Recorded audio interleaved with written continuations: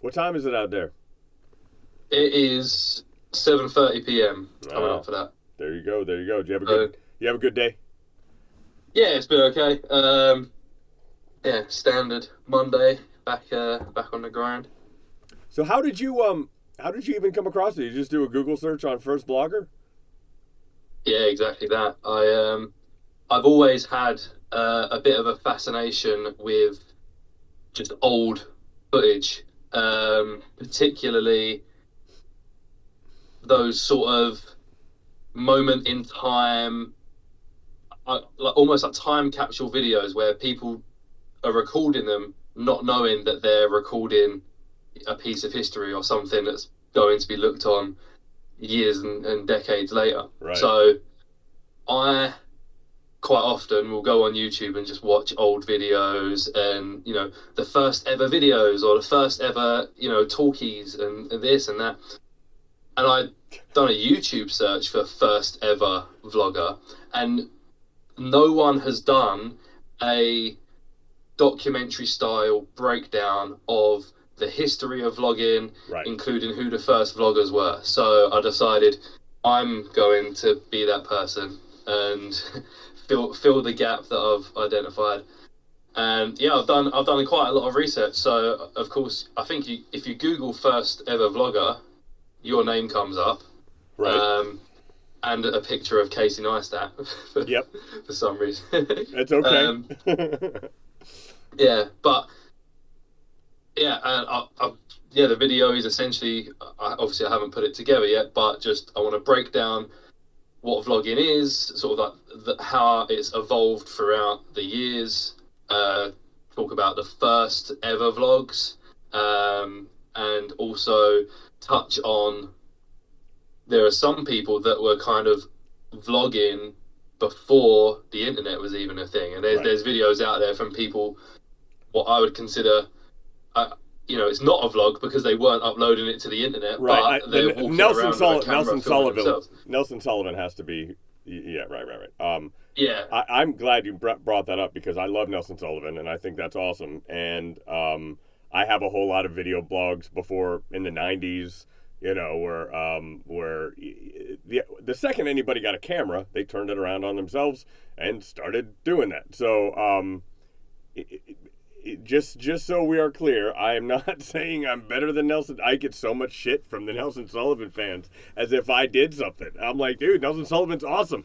But a vlog is a video weblog. That's the whole point. What was very difficult when I started was the idea of documenting it publicly online. It was hard. It's why it was hard. I did it. Started in like '99. The journey started in 2000, and it was not easy to do. And also, you are putting yourself out there to the world, so it's a little different feeling. Whereas when I was turning a video camera on me, it was just my own personal videotape that I put in my closet or put on my shelf, and I knew nobody was gonna see it. So it is a different art form online. That's all I can say. But obviously, it's just like blogging, same kind of thing. There's a first blogger, but people have been writing diaries since the typewriter, since before the typewriter. So geez, I don't want to step on anybody's toes. And that's funny. That's the most attention I get are from Nelson Sullivan fans that are really pissed at me. And I'm like, I didn't do anything. I think it's crazy because I'm assuming you were not expected. Did you watch the movies? yeah, Yeah, because I'm sure that was not what you were expecting to see. Because goodness, 20 years just thrown at you, as a complete stranger had to be. I got a million questions for you. yeah. So It's a lot because I was born in '96, right, so I don't remember the first couple years of your vlog because I was too small. right, So I don't remember what the world was like in '99 or 2000. So I'm looking there, not really relating to the technology that's around or maybe the current events.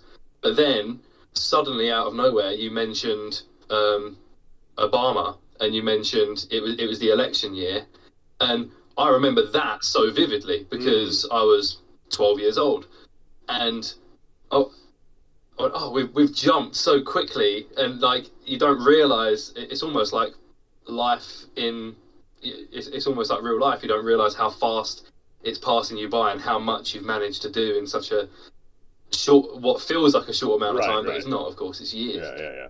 I made listen. That the first film, especially those 10 years. There's so much that happens. That is a very fast 90 minutes. Like that, and almost to its own detriment. But I like making documentary films more than anything. I like the pace of a 90-minute story. I think it's a little more interesting that way. I like the idea of being accountable to myself over a 10-year period and trying to see if that person would be happy with me.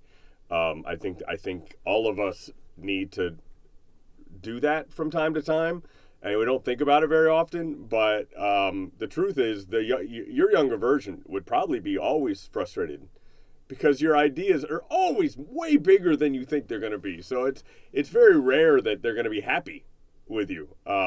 That's what I really like about those movies is that you get to see, man, we're not real happy with the choices we made when you really break it down, you know? Yeah. So the vlog started, as you say, in 2000, and you've got a couple entries from 99, I think. Was you making videos before the vlog? Was you was already, how old was you during that first vlog? So the order of the video thing, I got my first video camera in 1995. It was the day I met Michael Jordan, and it ended up becoming a movie, Meeting Michael. That is also, I brought the video camera into the locker room and recorded shit I shouldn't have recorded and released it. So we'll see how that works out. So I was 19, 20, right when I got that, right? And obviously back then there was nothing to really do with it other than you make tapes, and then if you want to watch them, you take the tapes out and you put them back in the camcorder and so forth. And then I got the idea for that 4TV show where I was on stage with four of me at the same time. And through that, I had to learn how to edit footage. And all I really needed to do was be able to put all the video in, put it in the four corners, and shove it back out to a tape, and then go sing with it. Which in fucking 99 was so hard. It sounds easy now. Everybody's doing it. It's like, I'm like, yeah, it was real hard in 98, 99, and then picking up those big-ass TVs and trying to put them, I mean, it was crazy hard back then. But through that, I ended up learning to edit, right, and trying to figure that out. So when I decided, I made a website about the show, and that was my first vlogs were just my show, just showing the video of me performing it. And then when I was fired from radio and was going to move to Los Angeles, I had a group of radio listeners, and I was like, you know what I'll do? I'll just send them a little video clip, because on top of bringing all the video in and exporting it to tape, I found ways to compress it tiny enough for email, right? So I attached that video, and then when I got to LA, I made a page, and I said, here's, video 1. And video 2. And I thought, we'll just do this little, I thought it'd be like a couple months, In fact, if you go look at the HTML page on the journey, it just says journal.html, as if it's going to be one page. 25 years later, clearly not exactly worked out how I thought. But yeah, that was really just it. And so I thought it was a cool way to show, like, my friends and family back in Ohio in real time what it felt like. And, at the time, that was a big deal. There was no way to do that because you had to host your own video files. There was no YouTube. There was nothing until 2006. So 5 or 6 years of me just hosting my own videos. Really hard. And they had really tiny, and, I had a small group that was, watching it, and just how things progressed. How soon after making those entries did it become a thing that you wanted to maintain and you wanted to share with potentially a wider audience? Of course, originally it was just your sort of little group of radio listeners and friends and family. How soon after that did you think, I should share this with more people? Yeah, well, I mean, you're always trying to share, but how exactly do you do that in the 90s, right? I mean, as other than putting 4tvs.com on everything, and just trying to get people to watch it. There was no way to really comment. There was no feedback. There was, nobody was writing about it. There was no way to go viral, etc. Basically what happened was I had a big career upswing in '01, and then it all crashed in 2002. And that was this kind of a transition moment of, I don't want to do this anymore. This is really embarrassing, because by that point I had a couple thousand people that were watching. And I could tell from like the site statistics that there were more and more people watching, but it became so painful that I was like, I don't want to do this anymore. This sucks. And it's when I kind of transitioned into, what, maybe the art is the journey. Maybe it wasn't what I thought it was. And then I ended up getting divorced, and then it became like this therapy. I'd write songs about it, and it would be, I realized pretty early on, within the first couple of years, that those month pages that I was making, the second the month was over, there was a new page. So no matter how good or how bad those months were, I would just start again. And there was something very healing about, okay, I got to make more. I got to keep going.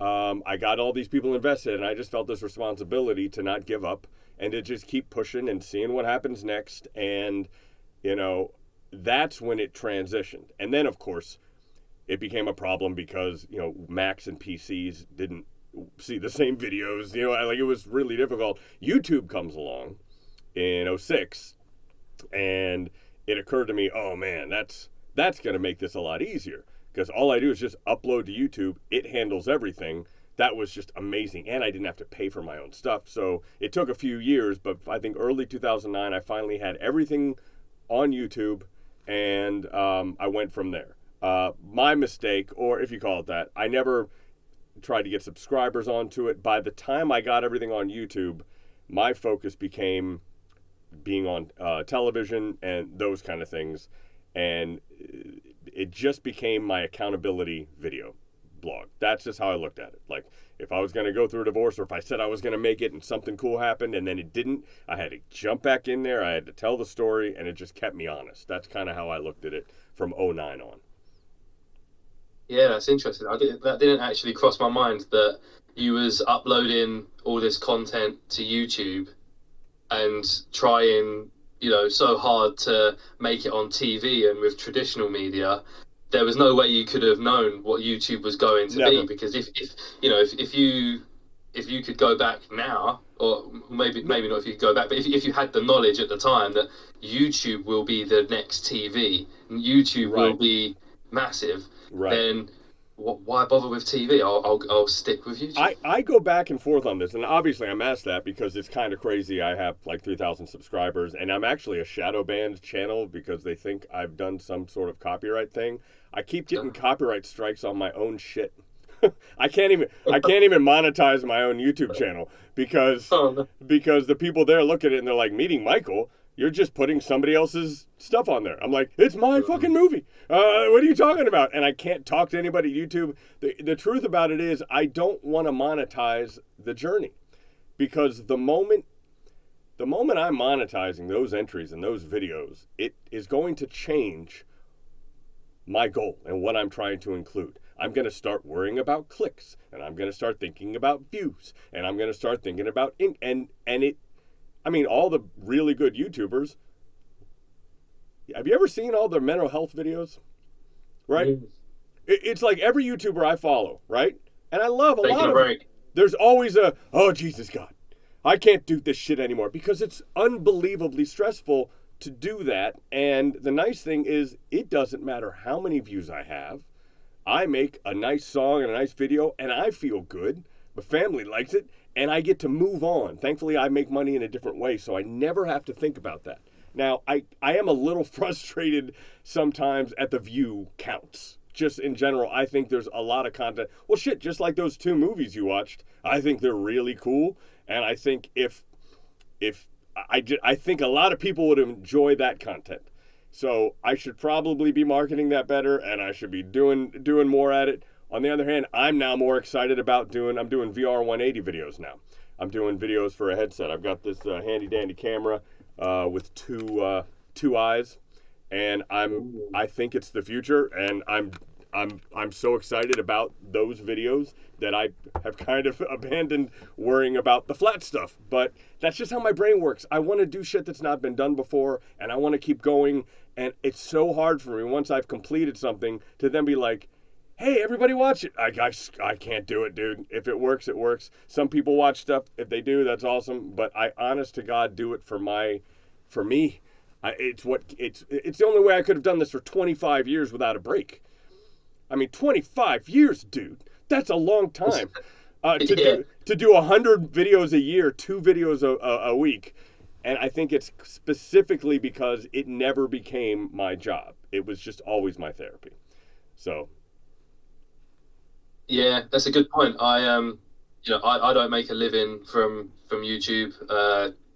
Some pocket change here and there, but recently one of my videos got a lot more views than normal. I think it's on 160,000. Yeah, but I don't consider that one of my best videos. And one of my other videos that I was quite proud of, I think has about 500. Right. And there's a part of you that, like you say, is like, well, I'll just make more of the videos that get more views. But then, are you not making content that you want to make, right? That's not fulfilling, right? What is the goal? Like if you've ever watched interviews with Mr. Beast, right? I've watched them all. Right. He's a brilliant dude, and he found out. It's like he found the key in Ready Player One, right? Like he figured out the key to the Matrix. And on the other hand, if I had to do his videos, I'd want to shoot myself, right? Like seriously, they're entertaining as shit. Like my kid he thinks it's the coolest thing he's ever seen. I get it, but I would lose it if it's just about making money, right? Like it's just about getting clicks. And my gosh, I feel like I always liken it to, let's say in the Renaissance, painters, right? And like one asshole gets the Sistine Chapel and you're like, that's great, but if all I was doing was trying to paint so I could get the Sistine Chapel, I think I'd start to lose my mind. As a creator, as an artist, you have to do what you feel. And I want to do this for the rest of my life, right? So I have to let go of whatever is working at the time, the clickbaity stuff, right? And I have, and listen, I realize sometimes I do something, like when I made Fastest DeLorean or Meeting Michael, I knew that shit was going to blow up and do well. And my documentaries are doing far better than I thought they would. So that's awesome. But they were all organic stories that happened just like that. And they were never, ever, ever, ever for views. So, it's a catch-22 because yes, I'm certainly annoyed, when some of the best videos I've ever done have like 21 views because for whatever reason, all of my subscribers never see when anything is up because I'm not monetized either. I tried, they wouldn't let me. They were like, it was the weirdest thing because like my top videos, I think, have some copyrighted content in them. And I'm like, kinda, but when I made them in 2002, that was not a fucking thing. Jesus. Yeah. So, whatever. Maybe being in the Guinness Book of World Records, listen, if I was smart, I'd get a publicist. And I would, put the Guinness Book of World Records thing, and I'd have them talk to the people at YouTube and go, listen, I should probably be one of those old dinosaurs that is kind of cemented in to the safe zone. I'm not uploading copyrighted content ever. Like I have more original content on my channel than I think literally anybody ever over the longest amount of time.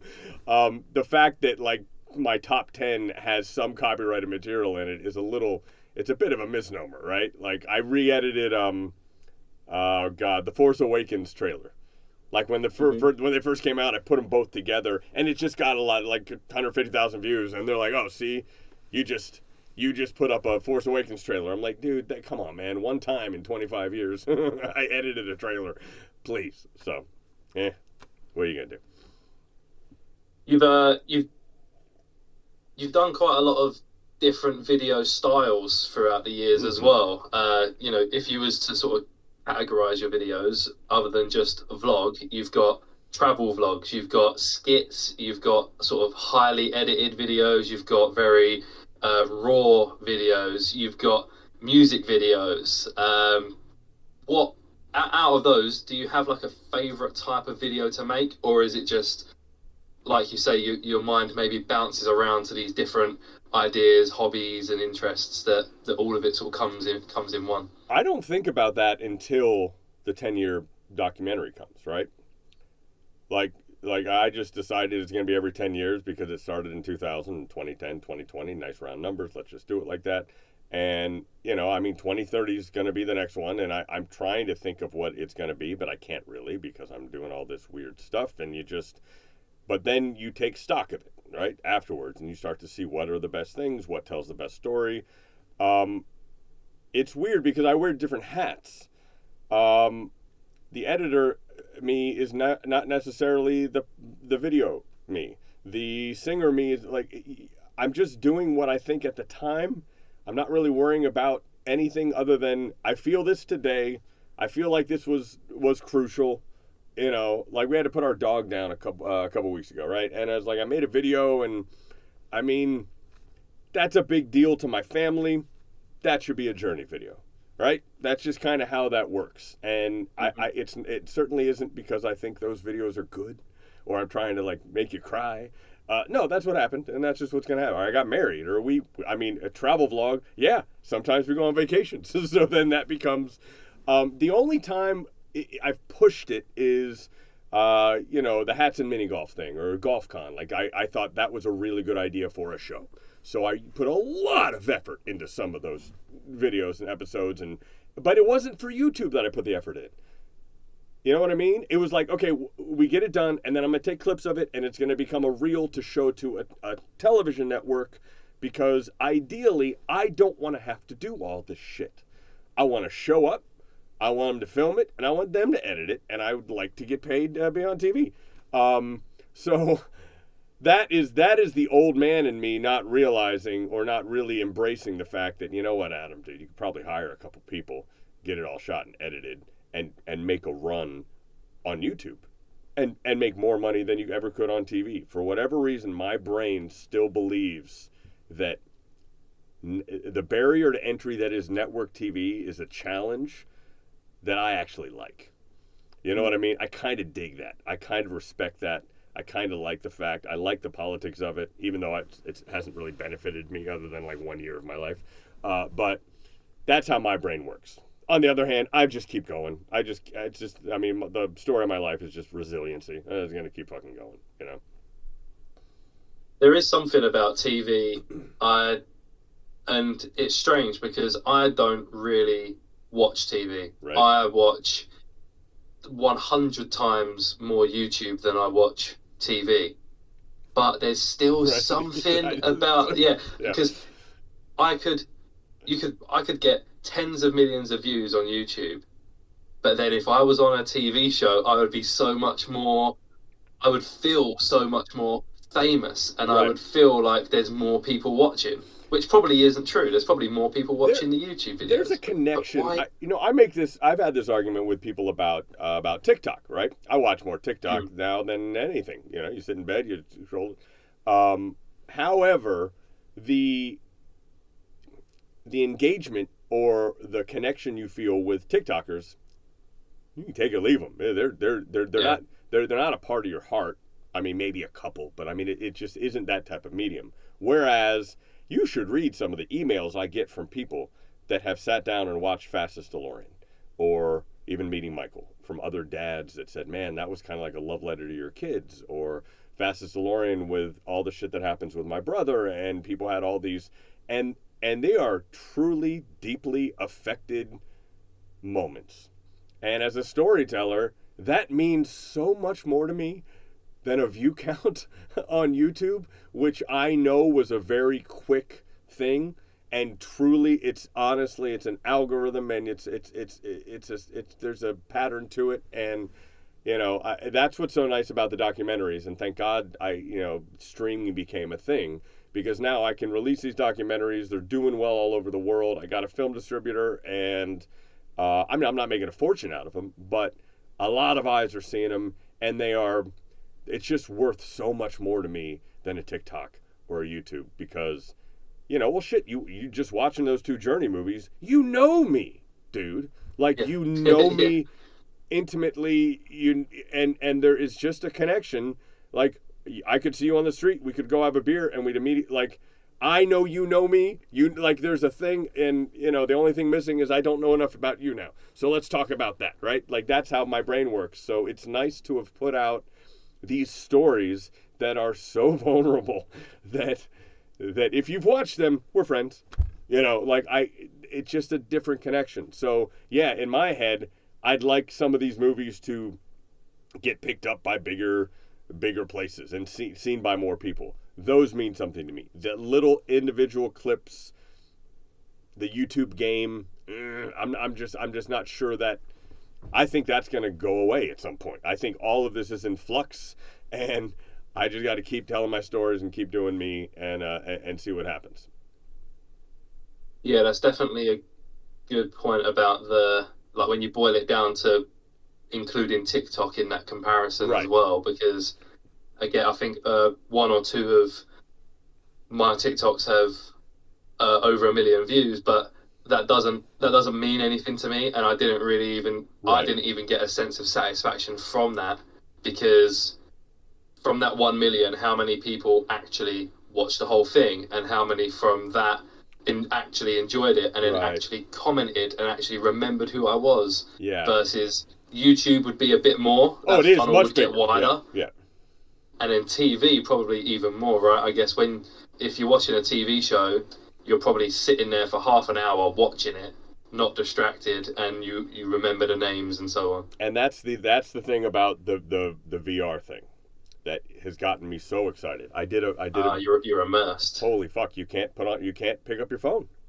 Yeah. And VR 180 it's 3D, and it's full range.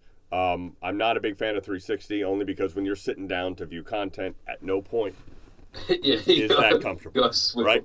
But in VR 180, you're there. So we just went to New York and Central Park. Do you have a Quest 2 VR headset? It's right above me. I've got a Quest 2. Oh, dude, yeah. you better go to Adam Contras on Meta TV. I have a channel on there, and I got to tell you, dude, the ability to tell a story in VR 180 and then be able to bring in the flat videos that is telling the past in a 3D landscape, right?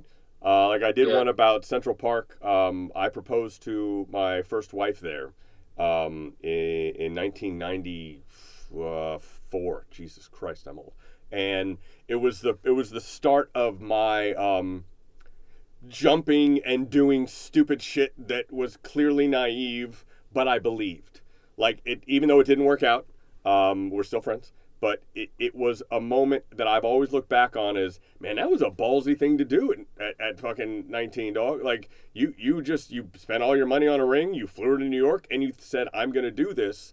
And it was like the start of this thing. So I go back there, it's like my mecca. Like, I go back and I sit on that same bench. I brought my kids there. I explained the story to them. And then I did it in VR 180, and I get to walk you through it, and I get to tell you the story. And the sense of immersion, when you take that headset off, you're like, whoa, I've been through something. The presence of that medium, I've never been more excited. I haven't been this excited about something I've done in so long. The problem is the headset's cumbersome. You've got the subscription process is awful. Meta does not know how to promote their VR 180. They're still stuck in the metaverse shit. They don't realize what they have. But if shot correctly, with a bunch of really unfortunately expensive equipment, it is a type of immersive storytelling that is, I'm just so excited about it. So please log in on that. Like if you need any help, it's Adam Contras on Meta TV. It's hard to find the subscribe button. It's hard to find it once you've gotten it. I think you got to search my name every goddamn time you go there, because they don't have like a subscriptions page. It's like, Jesus Christ, Meta, like why are you so bad at this? But it's 8K 60 frames a second. It looks really good, and my God, the ability to take your viewer to a different place. I just think in the 2030s, that's how we're going to be watching content. We're all going to have a pair of glasses. We can watch it flat if we want to, but you're going to have the ability to watch it immersively, like a virtual reality, and then zoop come back out to augmented reality. I think that back and forth is going to be happening, and that's why I started doing this as early as I have. So I think I'm the first one doing it, but whatever. That's really exciting. Yeah. I'm definitely going to check that out because it's funny. One thing that I also really enjoy, as well as watching old footage and videos, is watching videos of places I've never been to, places from around the world. So I've never been to America, but you can search on YouTube walking through New York City, and there's a 6-hour-long video of someone just walking through the streets with their camera, and you know the audio is great, and you can put it on the big screen and just have it as ambient footage. And I mean, dude, with the headset, oh my god! Immersed. So I got a pretty nice gimbal, and quite a bit of New York City was just going like that, right? You can't do this real good in VR. Because the second you go like this, your brain goes, Jesus Christ. Yeah. You can go forward and back pretty good. Your brain kind of accepts that. So I was very careful, tried to make it as smooth as possible. Did Times Square, Ground Zero, all that kind of stuff. And yeah, for really feeling like you're somewhere you're not, it is unbelievable. So yeah, please check that out. Goodness, that's awesome. Yeah, I'm looking forward to that. And I've had similar conversations with people before about. I also believe that AR and VR will be huge in the future, and it's like all technology, it's slow sort of building, but it will rapidly come. And I think at the moment it's very hard for a lot of people to understand or to visualize, because at the moment it's these cumbersome headsets and there's a barrier of entry. You got to spend a couple $100 dollars and put it on your head and charge it, and it's at the moment it's not great. Right. It's why we're all waiting for this Apple product. We're like, this is supposed to be the iPhone. Like, I'm praying they don't fuck this up, because if they do, it's going to delay everything 10 years. If it's good, then we're on this conveyor belt. And I did a video on Meta. It's called Living in 2033, where I just said, I'm just going to show you what this means. So like, you start and you're playing Beat Saber, and then you just say VR off, and your glasses go from, you're still wearing the same thing, but it goes from completely immersed to now you just see the world ahead of you and stuff is floating.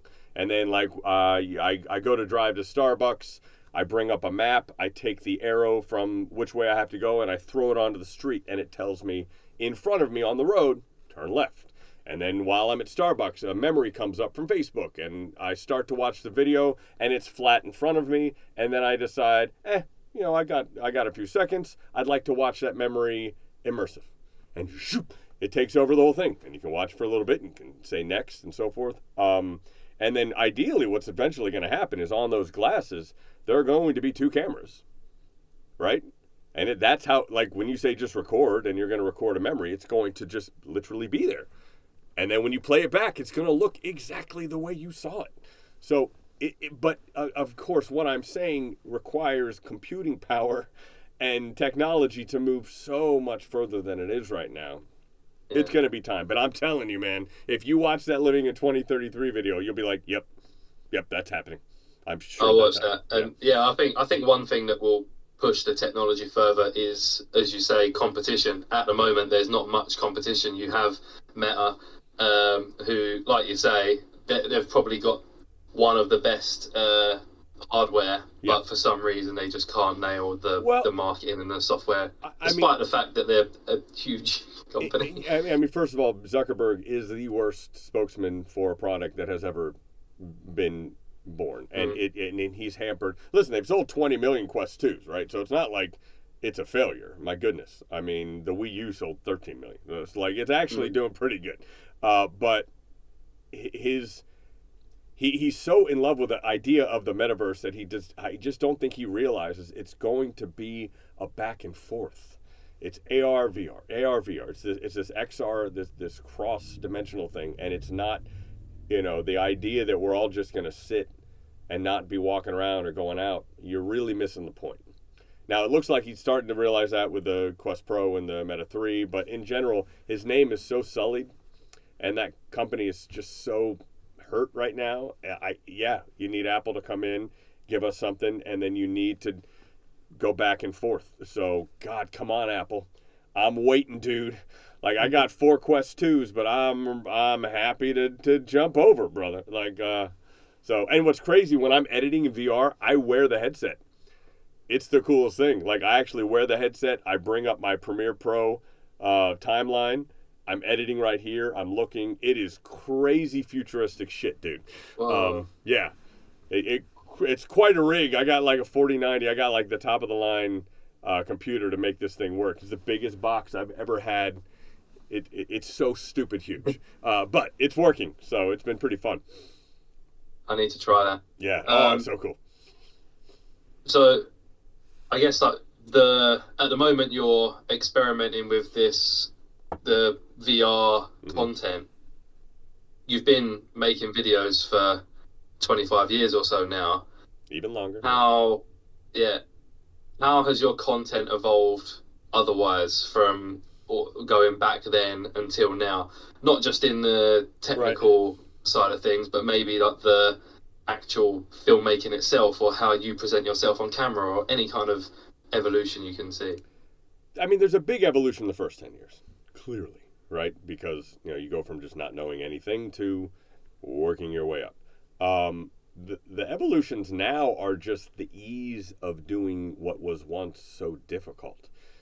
Bringing graphics in, or, I mean, there was a time when trying to render HD footage, the Journey went HD in 2007, which was pretty fucking early to be doing HD on the internet.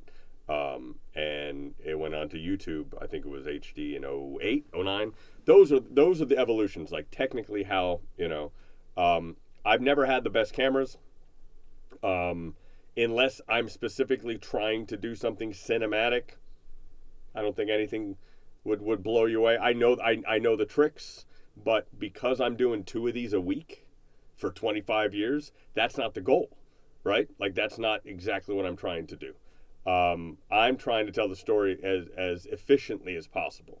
So, as far as filmmaking stuff, I mean, some of the best stuff I've done is pretty simple as far as editing. But, like, I think some of the GolfCon videos are, with all the graphics and the scores coming up, and I being my own, like, little ESPN, some of those are really good. But nobody wants to watch mini golf, man. So, like, no one's, like, so, all this work for nothing. But it was about being honest to the moment.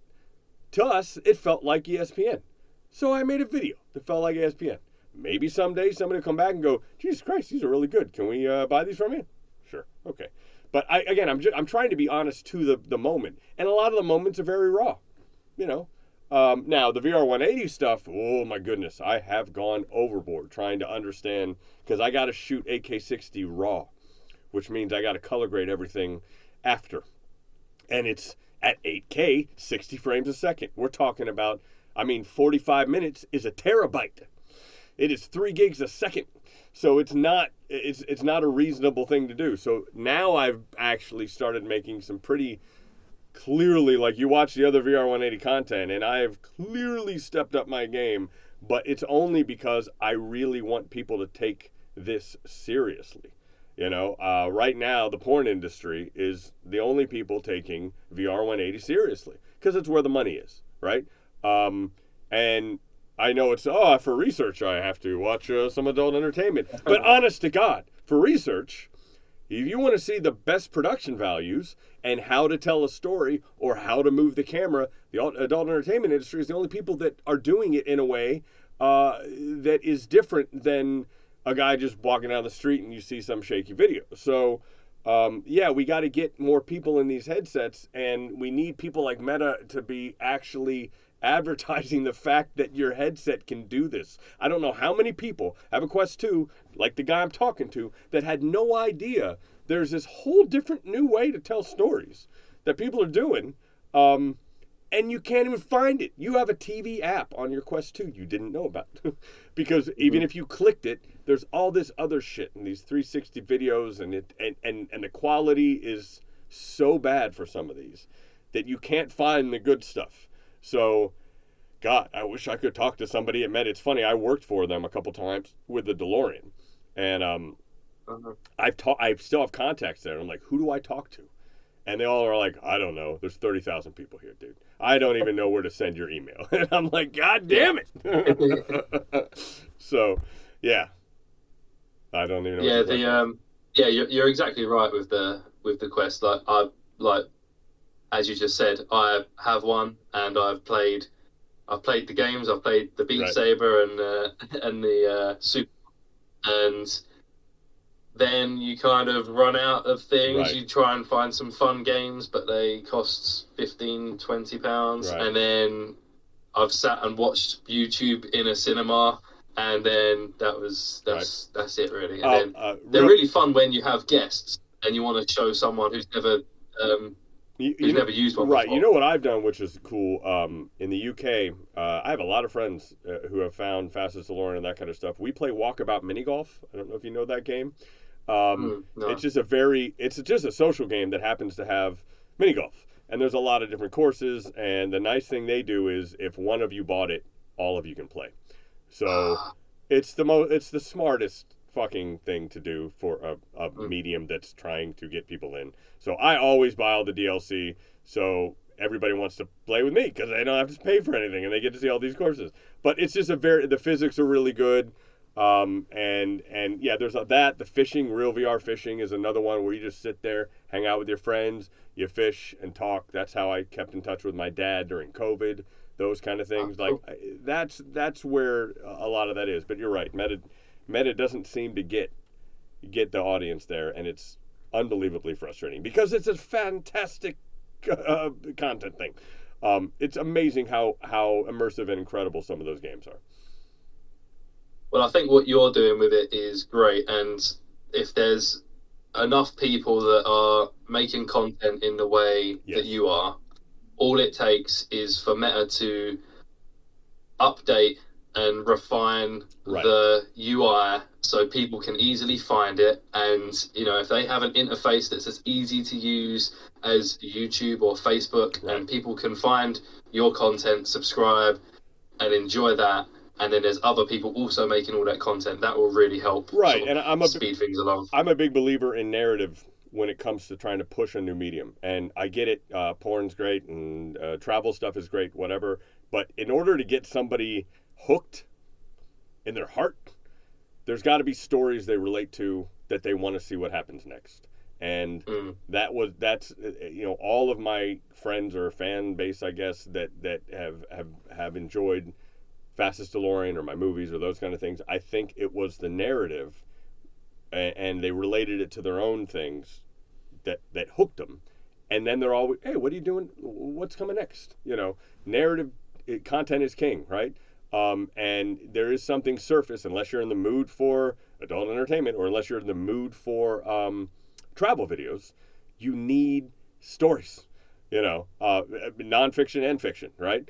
And still, unfortunately, I have yet to see a fiction VR 180 video that I guess I'm going to have to do it, but somebody's got to do it. That really grabs me because they're way too excited about and it's distracting to the viewer, yeah. and 180 is enough. We don't have to do the 360 thing. My God, every single like Warner Brothers does a 360 type thing, dude. No one needs 360 video. You need it for games because you're standing up and you're shooting over, of course. But for video, you're sitting down, or at least you should be. You don't want to stand up when you watch a video, and at no point do you want to look behind you. And we're wasting all the bandwidth. If you think about it, the bandwidth of Yeah, rendering what's generating behind one. you, it what it does is it cuts what's in front of you in half, like the resolution. So it's like Jesus Christ, Mm, we're already fighting with like CG computer generated beautiful graphics in this thing, right? Now we're gonna take the video that we show and just have it to a point where it looks so bad. You're like, why am I watching it? Like, ah. So it's very frustrating. It's unbelievably frustrating at the moment. But I'm telling you, it's gonna happen, and I'm doing everything I can to be part of that future because that really got me excited when I really saw it. I made a VR ride of the DeLorean where you get in it and you're driving it and you put the headset on and while you're that's actually cool. sitting in my DeLorean. So that's what kind of got me going, and now it's all this other stuff. So That's really cool. I'm looking forward to seeing what other content you put out with that. cool. With that VR camera there. You touched on this in the Journey videos. I guess it's the whole point of the journey, really, is that you're talking to your younger self, Yeah. And sort of showing yourself the journey. How do you think that young Adam from 25 years ago would feel seeing sort of the progress that you've made with the vlog, and just in general, what's a vlog? Video making? Exactly. Yeah, right. It's like a blog. It's funny you should say that, because there's obviously a hell of a story that leads to coming to LA with in the 90s. And I'm toying around with the idea, the official Journey Volume 0, where me at 50 talks to me at 15. Like let's really talk about almost an entire life to a 15-year-old. And I really do remember the dreams and ambitions I had as a teenager. Like, I remember distinctly what I thought I should be, and how unbelievably it would be mixed. It'd be mixed. How mixed I would be by, I mean, the biggest thing, I wanted to be a famous singer-songwriter, and I never wanted to get divorced, because my dad had been divorced a bunch, and I was like, one thing I'm never going to do is get divorced. And so that poor fucker would be unbelievably unhappy. You know what? He'd think the Guinness Book of World Records is awesome, but the truth is, I was in the Guinness Book of World Records for 5 years and didn't fucking know. That's how many people they never contacted me, dude. Just a random Google search. I went, oh shit, I've been in there since 2016. Why the fuck I didn't? And so then I wrote to him and I said, aren't I supposed to get like a plaque or something? And they went, yeah. Oh yeah, fuck, sorry about that. What's your address? And I'm like, Jesus Christ, man. So then I got a plaque, and I'm like, well shit, shouldn't I have contacted the news? Like, you see all these plaque ceremonies and you think, no, that's the person building it. So I just I'm sitting in my underwear, and there's a video of me looking at my plaque going, okay, there it was. And it's like, so it's funny, the realities of everything is never what you thought you'd be at 15 or 16. And I don't think that kid would even understand why I'm so happy with all I've accomplished, right? Because, like, are you a billionaire? Nope. Are you super famous? Nope. It's like I tell my kids, because every once in a while I am doing something like an interview, or I'm at a screening or whatever, and they're like, Dad, are you famous? I'm like, well, to these people right now, maybe, And I'm friends with Don Fullilove, who was in Back to the Future, right? He's Mayor Goldie Wilson. And they're like, Don's famous, right? I'm like, depending on the room, yeah. But, like, not really. Like, we can easily walk down the street, So it's weird how fame works. And, I'm curious. I haven't really dug into writing that and talking to me. Thank God for the deepfake technology, because I can do a 15-year-old me pretty good now, thanks to the scanning. So I'm so excited about doing that kind of thing. But yeah, I'm not what I thought I was going to be at all, and there's no real way to gloss over that. Oh, it's just like 2000, or fuck, even the last movie with 2020 talking to 2010. 2010 was like, that's cool, Norm was at your bar, but what are you doing? Like, and then I say, well, I'm making films now, and I guess he's okay with that, But the truth is, I'm so much happier. My family life is so goddamn good that none of it matters.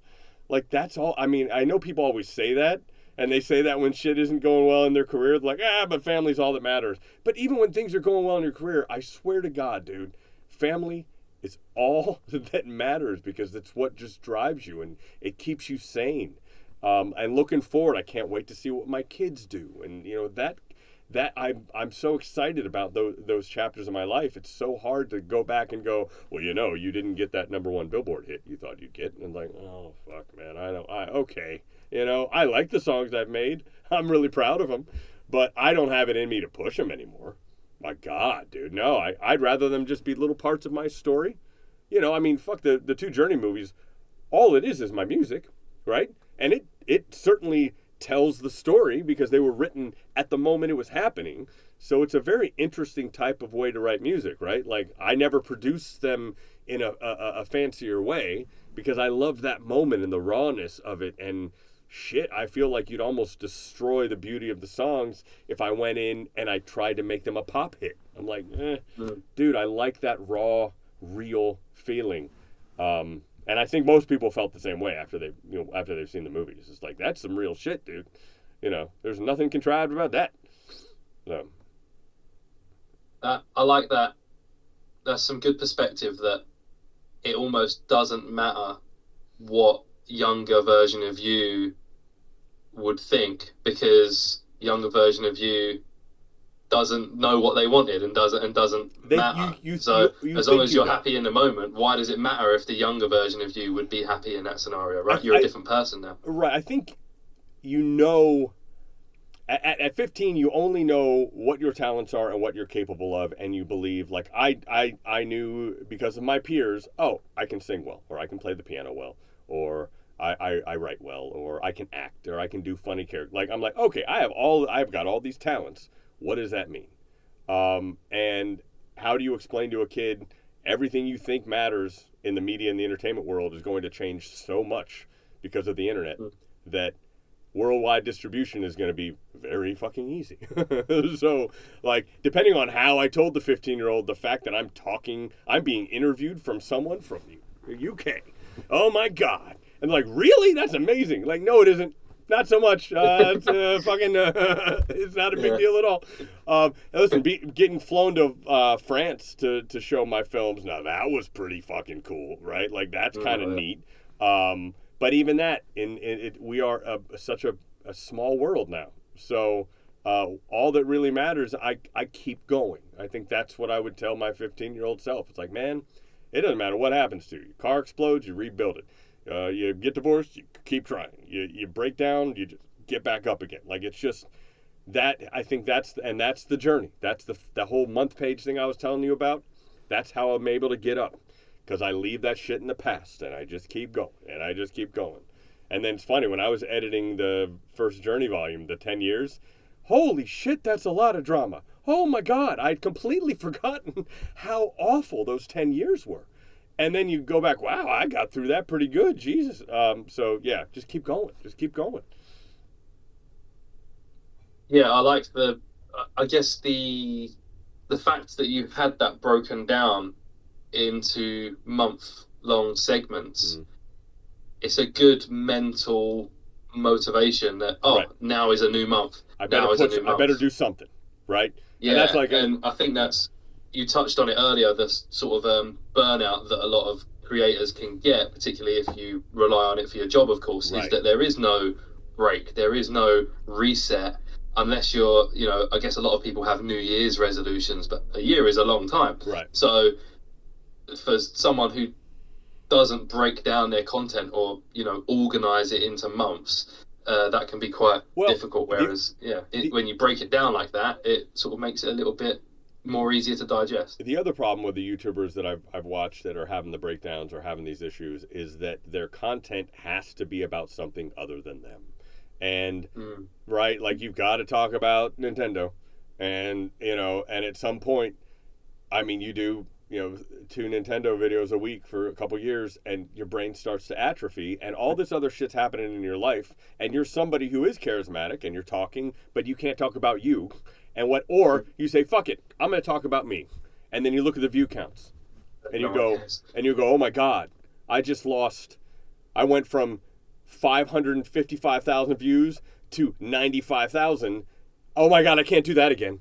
So I want, and then you start feeling bad about being at all self-centered. And it's like, Jesus Christ, we all, like, it becomes this awful fucking circle. And thank God I am not in that group. This is why I'm always like, well, you're not even monetized on YouTube. And I'm like, man, thank God, dude, because I gotta be me. I need the ability to spit out the creative stuff without any worry if people like it. Like that can't be your reasoning, because if it is, you're not you anymore. So yeah, and again, the month thing, it's all a very it's a diary. Like, it's just a diary. And the only reason it's public is because then I'm accountable to what I said.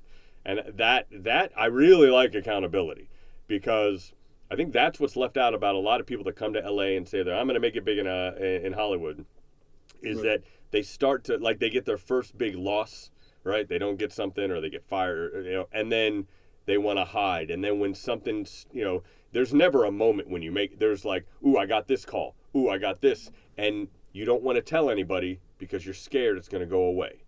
And I get that, but I'm the opposite. I told everybody about every fucking thing so you can feel the fall. And I lean into that. And when, some of the best moments of my career are things that didn't pan out. But at that moment, dude, I got that meeting. And I got that moment where I thought, oh my God, this is it. And that feeling is the feeling that can keep you going. But if you hide it and only wait until it's final, Jesus Christ, when is it ever final? Because even if you get the show, you might get canceled after one. Or even if you get to a second, like, you gotta celebrate all those little moments. And then when it blows up, you gotta get on, turn on the camera, and say, here's what fucking happened. It's awful. I might be crying, but that's how you process the information and get to move on. And then you cement that into that month. And, oh, wasn't that month horrible? Guess what happens? New month. What are you gonna go? And I wish more people would vlog a little more honestly, because I think it would help everybody involved. And I think you wouldn't have some of these breakdowns, unfortunately, that I keep seeing. And it sucks. Like, I want to talk to all those guys and go, man, listen, you need to do you. And if you need, here's my life update every month, just do it every month. So you can at least look forward to spilling all that shit out, so you can put it behind you and move ahead. But they're forced to fucking play this game because they need the couple thousand a month to pay the mortgage, So, yeah, tough. One last thing I kind of wanted to ask before we finish up here is how you balance the act of sort of vlogging your life and vlogging those real moments without it taking you out of the moment. Right. So, like, for context, last year, me and a friend traveled around Europe for a month and went to 12, 13 different countries, amazing experiences, and I wanted to vlog it and put together a big, long travel video, Right. just for my own enjoyment, if other people watch it, whatever. But there were so many moments where I sort of went to pull out the camera and then didn't, because I didn't want to ruin the moment. Or, like, I was, we might be at dinner and I didn't want to be there with the camera, or maybe I thought it would take me out of the moment a little bit. I guess over years of experience, maybe that doesn't happen for you. That's tricky, because there's that, put your phones down. You're at a concert. Put your phone down. I fucking videotape when I'm at a concert, let me tell you. Repetition, obviously. It's a lot easier now with this. It was a lot harder when it was this, right? Mm-hmm. Because you can. But I'm a big believer in just record 1,000 times more than you need. Okay? And then as you're piecing it together as an editor, you can piece together a lot of stuff that you might not actually have video of, with pictures, with other things, with a good voiceover, so, like, that dinner, it's very, a lot of times, hey, we're having dinner, you do like a little video or whatever, right? And then you just hold on to it for a little bit. I've done like slow motion stuff for stuff, like you just, maybe I just use a still from it while I'm talking. But like, my kids know, like, I'm videotaping everything. Hardly any of it's online, right? But I've gotten into the process of, well, like we just put my dog down, right? We had to ship the dog to the grandmother's house because I had a kid who had an allergy to it. But I didn't want to film the dog dying. Fuck me, that's awful. But we were giving everybody treats that we were trying to make it a celebration, right? Because the dog had lost so much weight. It was time. And I did videotape a little of giving her a treat. Didn't really think about it. I didn't want to make a big deal out of it. I kind of did it a little bit. But then when I was looking over footage, it's a very sweet moment, right? So you just go, I'm really glad I did that. And in the past 25 years of documenting everything, 9 times out of 10, you're really glad you sucked in the embarrassment and just got something, right? I mean, you're at 24 frames a second or whatever you have your camera set to.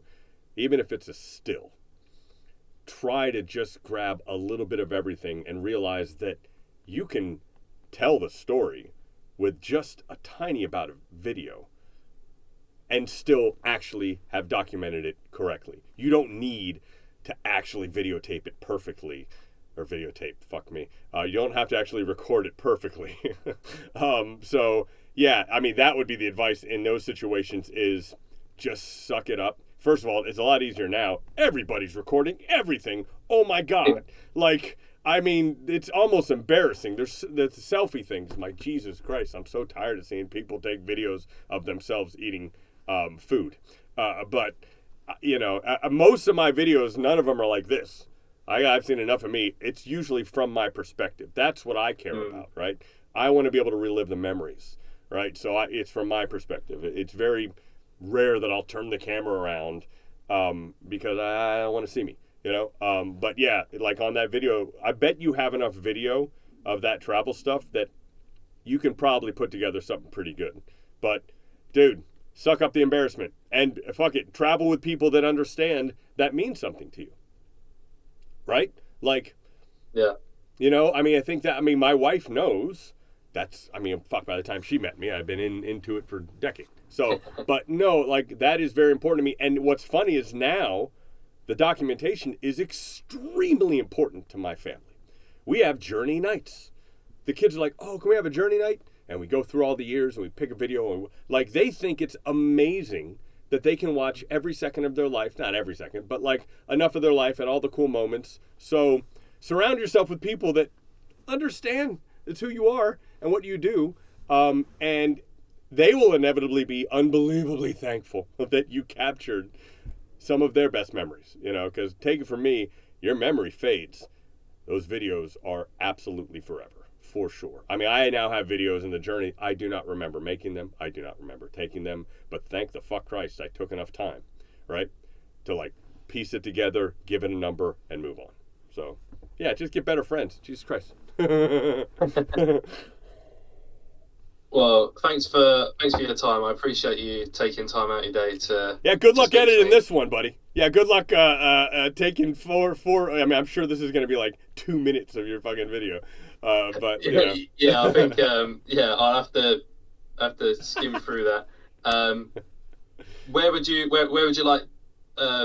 like us to send people to? Where would you like people to go to check out your content? Yeah, MetaQuest. If you really like it, DOVR is an app you can download that has way better quality, but you kind of have to pay for that quality. I'll tell you that Meta TV is just as good. You can actually download a high quality version if you really like it, but even the streaming, it's pretty good, especially considering the Quest can only see half the resolution that the camera actually is. So I'm way future-proofed. But seriously, grab a Quest 2, type Atom Contrast with no space for some fucking reason. Because if you put a space between Atom and Contrast, none of my videos come up because Meta's fucking makes me crazy. But Atom Contrast, one word. And really, I do believe I've just kind of stumbled upon the future of storytelling. Now, it's not cinematic. It's not like films. There's still a place for the theater. But, for example, I'm going to be releasing Fastest DeLorean in VR, where me and Don are sitting there with you while we're all watching the movie in your VR headset. And you can look over at us, get bickering at each other while we're watching it. Dude, cool. It looks so cool. It's such an... I want every movie to be released like this. I want to sit down and watch the new Indiana Jones with Harrison Ford here and Steven Spielberg here and go like this because it's the coolest thing ever and no one's doing it. So I'm doing this just to try to get people to do it because I want it. So that's the future. Get a Quest for $300 or whatever, and that's the future for me, man. So. There you go. The world's first vlogger and the And world's longest first running. VR vlogger. First and longest running. People always forget that. Even the plaque, the Guinness Book plaque is like, yeah, he uploaded this in January 2nd, 2000. I'm like, fuck, I've done a lot more than that. Jesus Christ, man. Please give me some props. On the website, it does say longest running, and at that point, I've been doing it since 2016. But yeah, that's the more impressive part, actually, is that not that it was the first, because anybody could have been the first, but goddamn it, you're still going. It's year 24, man. I'm old, dude. I turned 48 this year. Jesus Christ. I've been doing this. You look good, man. Thank you. Thank you, brother. I appreciate it. Cool. It'll probably take me a while to get the video all edited and uploaded and so on, but I'll, of course, let you know when that's going up, and I'll keep in touch. I've documented this, so I'll probably make a little interview video.